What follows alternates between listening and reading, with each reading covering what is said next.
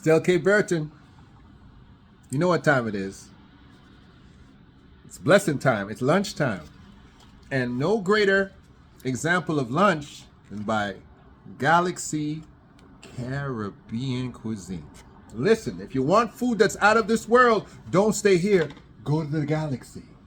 Galaxy Caribbean Cuisine, not to be left behind, but don't mess with the Japanese. But hey, Sapporo, bringing you the best in the barley malt department. Some of the best. My number one beer, for those who know me as a Trinidadian, I'm Del K. Burton, and I'm your host today. And you're having lunch with me. But Carib, those from Trinidad, they know what a Carib is. It's fact, a Carib is not a beer, but a beer is a Carib. But standing in for Carib, we went to the Japanese. Okay? Don't mess with the Japanese with beer, baby. Ninjas. That's why I brought it out. My ninjas. Sapporo. All right? I mess with them Japanese. I mess with the Japanese. Listen. What am I talking about today? I think this conversation is extremely relevant. Oh, you should smell this. I'm gonna turn the camera. A little bit. Ooh, fire! They got the vegetables. They got the curry goat. See, some of y'all don't understand. Those black folk in the Caribbean, we eat goat. Galaxy, out of this world. Galaxy Caribbean is one of the best Caribbean. Oh, they got the basmati rice. They didn't just do the regular brown rice, not the long grain. Definitely not Uncle Ben, but they went with the Indian basmati. Let me tell you something. Oh, they got that sweet curry too. Many times, when we have these cross-culture conversations, and I'm not talking about this, I'm talking about should we go back to watching basketball? That's the conversation I'm having. But I always do a little prelude just to keep you going. These cross-cultural conversations, the foods are a little different. So, oh, this is so good. I'm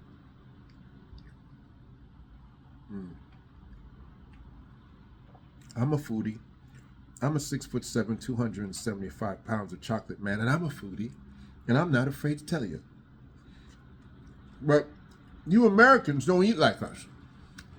You Yankee boys don't eat like us. Now, until we go down to the South, you people in the South come close.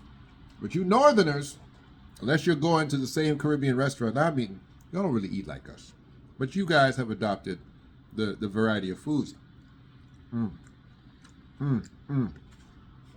I'm gonna put this down in a minute. Give me one more bite, please. Come on.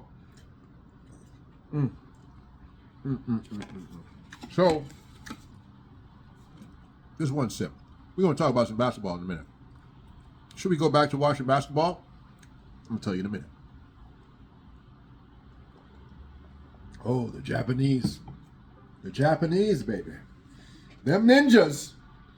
They can make some beer. Listen, I've been thinking about this, and people asked yesterday, I did not appreciate you guys talking about the fact that my shirt was turned inside out, and it was messy. I'm a messy eater. I'm a big fella. I'm a big koala bear nigger. I eat messy. You know what I'm saying? So I saw no need to put on a clean shirt when I knew I was gonna mess it up. But I appreciate y'all calling out. Y'all set of ninjas. Should we go back to watching basketball? And specifically NBA basketball. It's very difficult. It's very difficult. I listened to Dr. Umar Johnson on Breakfast Club. And he said, he's long sworn off the NFL and the NBA. He can't go back. And, many of us began this journey with me on an NBA boycott, and defending our boy Kyrie. I gotta eat one more piece, man. Come on, man. I know you don't like what I eat, but I am afraid of you ninjas. Needless apparel.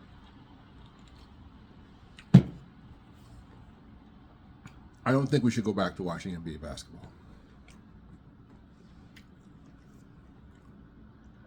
It really hurts me to say it though, because I'm not a guy who just kind of watches basketball.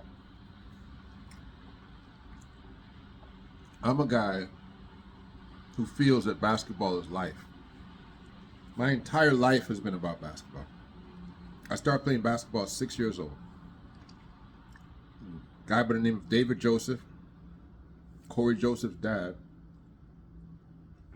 a Trini guy. My mama took me to his house. He was a karate guy and he played basketball. Short guy, about 6 feet tall. Had some Dr. J hands though. Ridiculous hands. Like big. Like my hands are big. Like I can palm a basketball like this. I can just pick it up. But David Joseph's hands, they were like this on mine. Big hands, right? And he's like, "Do you play basketball?" Because I was tall for my age. I was very tall. I'm 6'7" now for those who don't know. And at that time, I was very tall for a 6-year-old. And I said, I don't have a basketball. He goes, "How are you going to play basketball and you don't have a basketball?" And he gave me the greatest gift a 6-year-old boy could ever have. He gave me his oldest, smooth, raggedy basketball. It was smooth. You know when back in the day we had outdoor ball and indoor balls. I don't know if they even do that now. I think all these balls are just like you can do anything with it. But there was an indoor ball, but it had been used outside, so that leather got smooth. It was slick, and so it was like dark and light, and it was to him an old basketball, but to me, it was the first piece of sporting apparel I'd ever had in my life. It was like gold. It's like he gave me a Rolls Royce. And I was just like, oh my gosh, you're gonna give me this ball? Then I ran to my mom, can I please have it? Because you know black moms, every time somebody give you something, like, give it back. Give it back. You ain't taking nothing from that. So she was like, yes, you can have it. Man, that ball was my best friend. And it continued to be my best friend my entire life. Now, I had to say bye to that ball when I was about 10 years old because a taxi driver he didn't feel like he needed to stop when Old Faithful rolled into the street. But by then, it had been started. I went and got me another ball, and the show continued. And for those who don't know the rest of the story, I was a standout high school basketball player, one of the greatest, if I do say so, one of the greatest, if I do say so myself. I got a basketball scholarship where I came down to the Americas and showed them how us Toronto boys play ball, right? I got a little cup of coffee with the NBA, had a little cup of coffee when Willis Reed was taking care of the New Jersey Nets under the auspices of Chuck Daly, who was focused on the Dream Team. And basketball, carried me through. It educated me. It took me around the world. It allowed me it grew me up. Basketball was a parent to me. So when I say we can't go back to the NBA, I'm not like Dr. Umar Johnson. I'm not a fan. I'm part of the culture. Spalding might as well be my godfather. Rawlings, shoot, that was my best friend. So but I have conditions on it. Real live conditions on it. Kyrie Irving, he uncovered something deep in the belly of not just the NBA, but the Jewish community. And I really believe Adam Silver never wanted to go there. I believe he knew better. He knows where his bread is buttered, but when the Zionists come knocking on a Jewish man's door, he has to answer. You understand? He has to. And he showed us that when the rubber hits the road, when it comes between green and melanatedness, green wins. And so I know that we have some incredible basketball players. I mean, my son is in the NBA. Zion Williamson, you didn't know that? He's my son. I adopted him. And Ja Morant, my Bold Bull. Whoo, Lord, we got some talent. Got some incredible talent. At this time in the conversation, it's too soon to let these boys off the hook.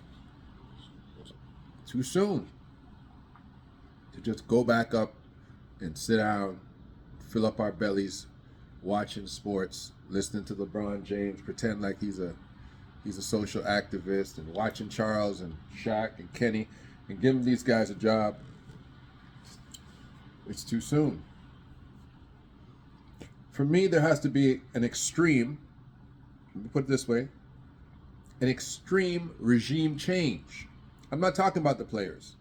I'm talking about the infrastructure that constitutes what NBA basketball is. In order for us to go back and wholeheartedly re-engage ourselves in the National Basketball Association, there has to be a regime change. Let me tell you what I think has to happen. We need to tax the NBA. That's right. Y'all need to be taxed. You are living off the literal sweat of members of our community. The NBA has to be the first reparations source for reparations funding in America. This is your number, 50%. We 50-50 partners. That's right. Without us, you don't have anything, brother. Okay? All the rabbis and all you good Jewish gentlemen, without us, you don't have that funnel of money. How much money does the NBA push to Israel? How much money does the NBA give to the ADL?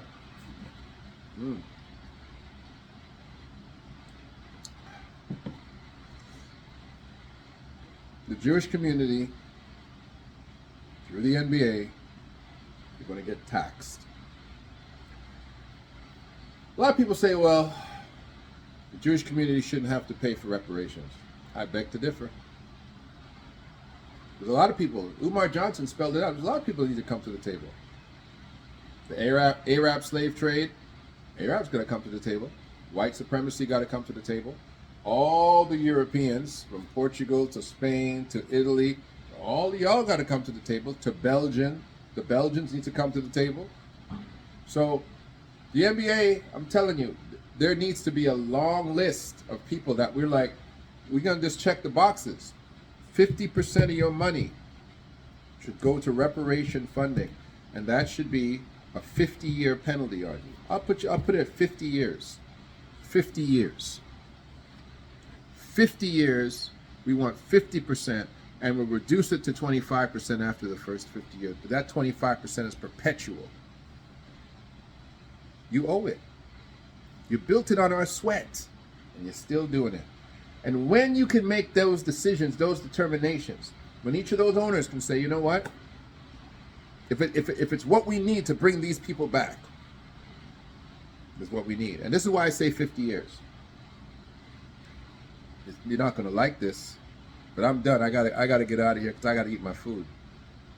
I'm going to tax the lifespan of every single NBA owner today. I'm going to tax you for the rest of your lives because every one of you was silent during this movement. No one stood up. No one said, you know what, this ain't right. All of you sat back and all of you collected. For your lifetime. For the lifetime, you're taxed. That's what God did to y'all in the wilderness. God said to the Jew in the wilderness, you know what? Oh, you didn't want to listen to me? No one's going over there till all of y'all are dead. Your children will go, but you won't go. And that's what I'm doing right now. 50 years. I'm going to tax you for your lifetime, for your silence, because your silence is complicity. Your silence was acceptance of allowing a black man to be dragged for nothing. 50 years. Michael Jordan, you're being taxed too. You didn't say nothing either. You sat down there with your cigar in your mouth, part of your country club, and you didn't say a doggone word playing golf with them brothers. Gambling across the table. 50 years. For your lifetime. It's a life sentence for you. And then we'll feel comfortable going back to the NBA. And all those Sambos, all those house Negroes, as Umar Johnson calls you, all you well-dressed coons. It's a very harsh word. Y'all be dead. And we can go back watching sports too. Malika Andrews might still be 80 years old, but they won't put her in front of a camera no more. She'll be dry and shriveled up. But the rest of y'all be gone. Then we can come back to watching. I'ma still be here though, because I'm an immortal. I'ma still be here. After my 50-year ban, I'ma still be here. I'll be able to turn the channel. Just like that old lady was able to see a black president. They marched her down to see Obama get inaugurated. I'ma turn that channel and be like, we can watch the NBA now. The 50-year ban is over. Unless there is an extreme overturn. There has to be an overturn. A regime shift. A regime shift. If that happens soon, I'll start watching y'all again. But I can't, man. I can't enjoy it anymore. I can't. I can celebrate the guys who are doing well, but I can't enjoy watching because I know somehow, somewhere, I'm putting money in the wrong guy's pocket. That's what I'm saying. And this is my lunch. And I need you to get off my back because I ain't afraid of none of you ninjas. This is Del K. Brereton. Galaxy Caribbean cuisine, baby. So if you need to know the name, don't write it down. Jot it down. I'm gonna need some spices on this. Adi Al Katani. I gotta put some spices on this at the time. And you know what? My skin a little dry. Adonai Skincare. I might need some moisturizer after I eat this food. Anyway, the rest of y'all, I love you. Bless you. I'm working from home. And I'm enjoying some curry chicken. Y'all don't know nothing about that up there in America. Y'all know nothing about that. I know 85% of you American. I don't know. I know. And for the brothers who don't like how I eat and some of y'all have unfollowed because you don't like it, I ain't afraid of none of you ninjas. I still love you though. We'll talk soon. Look forward to some great lives coming up. I got some things for you. To my people, earth, wind, fire spirit, Cyclops is in the building. We'll talk soon. Del K. Brereton, this is the real spiel, and I'm out.